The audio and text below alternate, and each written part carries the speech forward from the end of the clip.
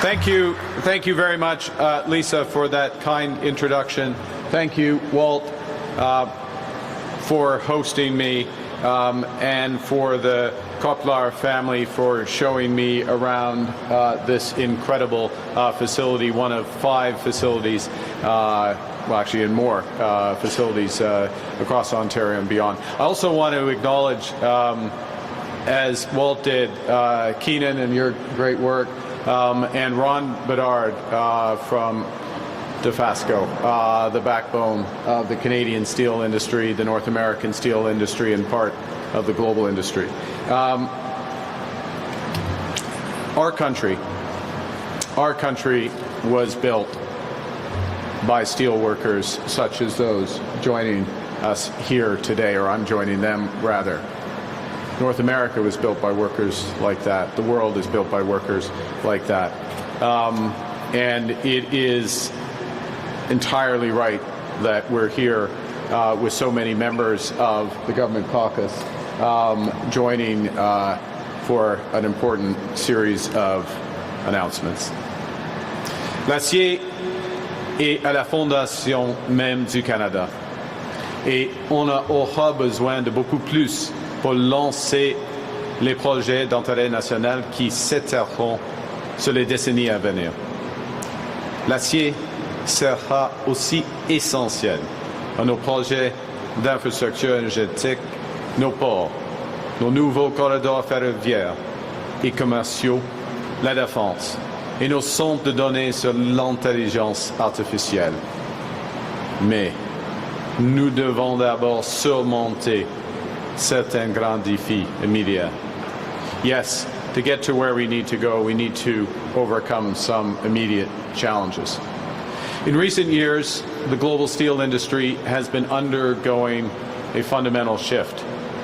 Shifts driven by many factors, but I'm going to point out particularly foreign competition that unfairly benefits from non-market policies and practices.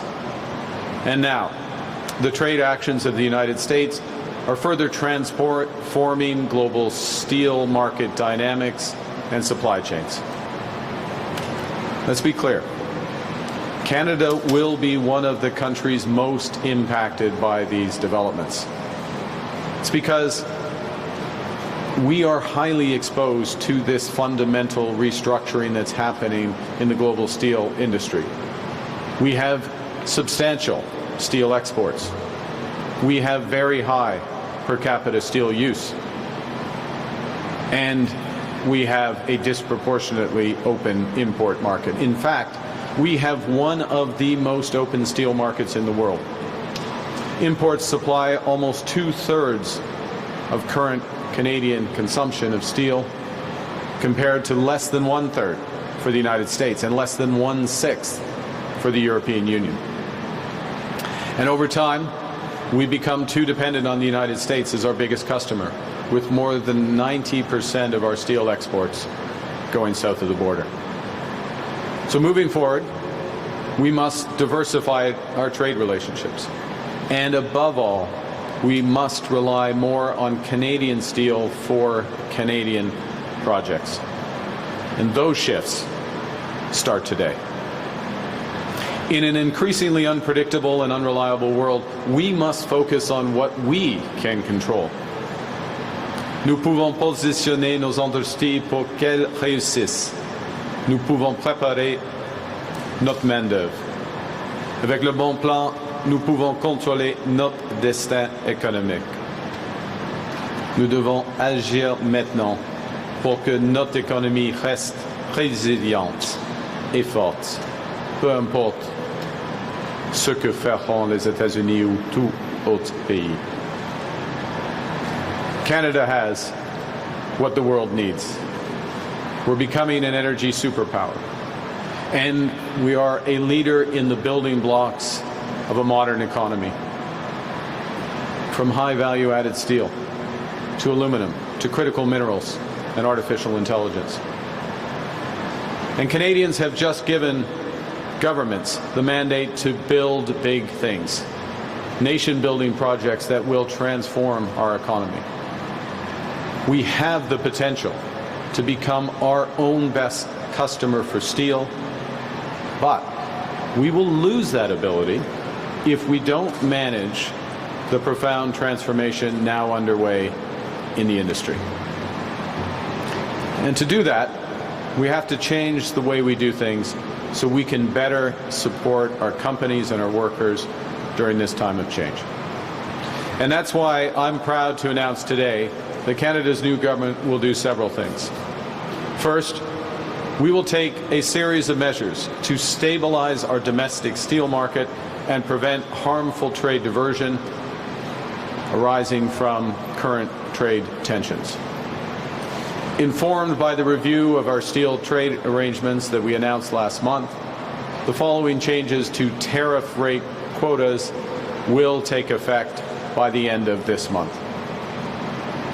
For steel products from non-free trade agreement countries, we will tighten the tariff rate quota level to 50% of 2024 volumes and apply a 50% tariff on any imports beyond those levels. For steel products from partners with free trade agreements, we will introduce a tariff rate quota level for steel products at 100% of 2024 volumes and apply the same 50% tariffs on imports above those levels. The government is reviewing its remission framework to favour the use of Canadian steel and aluminum in Canadian-made products. And we will also implement additional tariffs on steel imports from all non-U.S. countries containing steel melted and poured in China. Our existing arrangements with our CUSMA partners will remain the same, including no changes to our current trade measures with the United States. The combination of all these measures will ensure that Canadian steel producers have a bigger share of the Canadian market. They will create more resilient supply chains and unlock private capital for Canadian production. But given the dynamics in global trade, we will reassess all of our existing trade arrangements with respect to steel, consistent with the progress made in our bilateral discussions with the United States, and will also take into account the steel negotiations that the U.S. is currently undertaking with other countries, because what happens in those will affect what happens here. Second, we will invest in Canadian steel companies and, above all, in Canadian steel workers.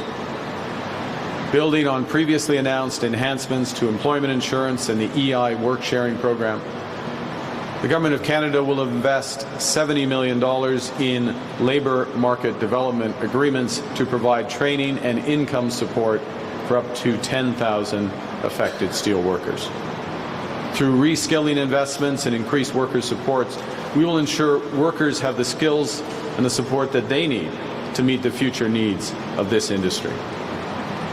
To build a more resilient and diversified steel industry that serves the needs of a growing Canada, the government will provide $1 billion through the Strategic Innovation Fund to help Canadian steel companies advance projects that will increase their competitiveness, that will catalyze their production of steel products that are not currently produced in Canada, and to create jobs to serve growing sectors of our economy, including in defence. The Business Development Bank of Canada's Pivot to Grow initiative is also being enhanced to provide support to eligible small and medium-sized steel enterprises that face liquidity challenges. And $150 million of the government's Regional Tariff Response Initiative through its regional development agencies will be prioritized for the steel industries. And finally, the large enterprise tariff loan program that was introduced at the start of this year will be updated in several ways. We'll expand eligibility and provide lower cost financing to firms in the steel industry.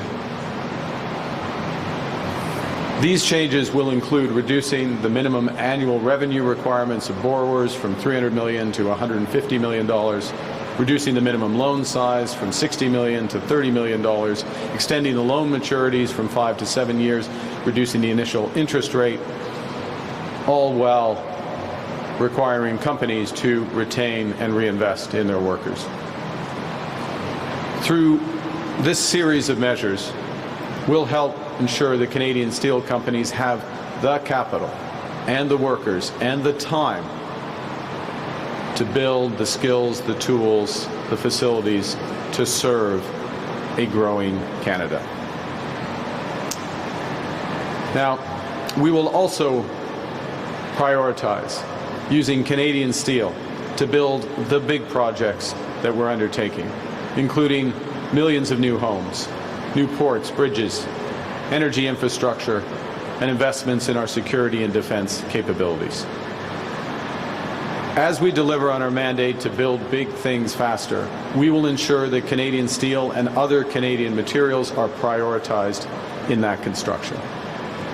And to that end, we will change the federal government's procurement process to require companies contracting with the federal government to source Canadian steel for government contracts. I see we didn't have to do that for Walter's group, who did it directly when in their service of Parliament and many other, and the museums across this great nation.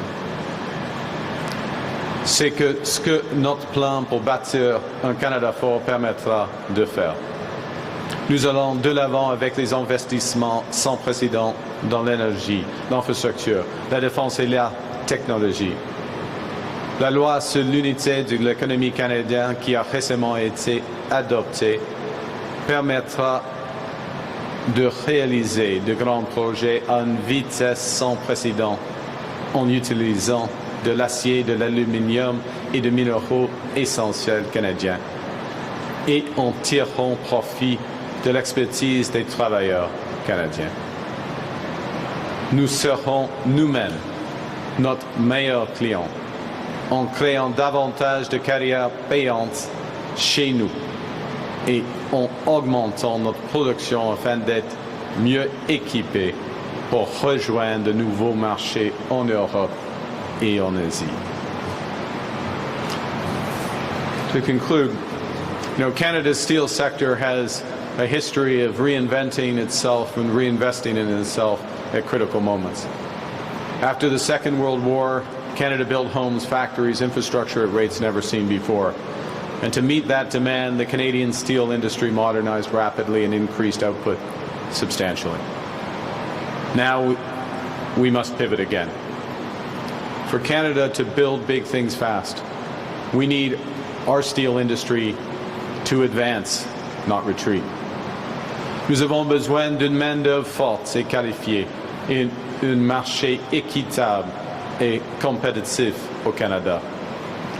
C'est ce que nous faisons en tant que pays à grande échelle. L'industrie canadienne de l'acier sera toujours au cœur de notre compétitivité, de notre sécurité et de notre force. Et c'est pourquoi, afin de bâtir un Canada fort, ça commence par les investissements dans des industries clés comme celle-ci. At this hinge moment in our history, Canada is shifting from reliance to resilience. We're giving ourselves far more than any foreign government can ever take away. We're building one Canadian economy out of 13. We're embarking on a series of nation-building projects. We are undertaking unprecedented investments in our defense and security, and we are diversifying our trading relationships. We're building with Canadian workers, using Canadian steel for a Canada strong.